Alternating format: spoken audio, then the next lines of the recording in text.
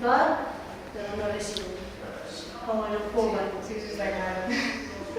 Vivimos con muchos colores, pero hay una mujer que está dentro de los hombres a luchar.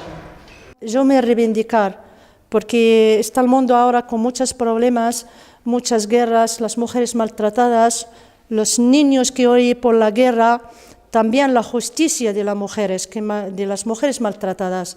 Eso me afecta a mí mucho.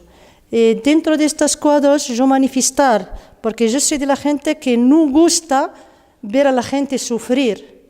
No me gusta ver a la gente que tiene razón, después no hay razón. Porque aquí también tengo este cuadro que escribe sí y no, porque siempre escuchamos sí, sí, pero al final terminamos que no.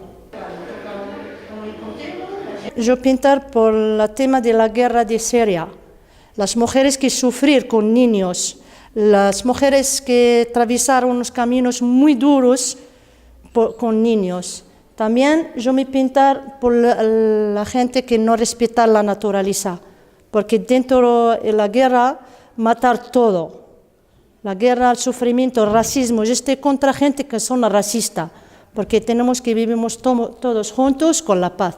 Trabajo y todos viven bajo el techo.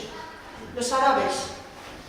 Yo cuando estuve en Marruecos me gustaría pintar, pero nunca estuve en oportunidades, porque antes Marruecos para una mujer adelantar las cosas dentro de un pueblo es muy difícil, pero ahora estoy aquí al país que da más oportunidades, escuchar a la mujer, tú puedes adelantar lo que quieres, estoy contenta porque estoy aquí, hago lo que quiero y me parece que voy en un camino muy bien. Lo que lucho por ello, la libertad.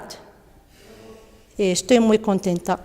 La mayoría de mi pintura en el país Guipúzcoa.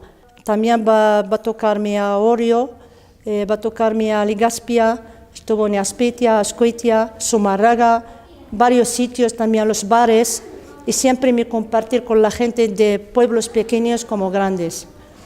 Y espero que las cosas van mucho mejor y más adelante. Y espero que me encuentre un apoyo, cojo un trabajo para poder seguir lo que quiero y compro la pintura que me gusta.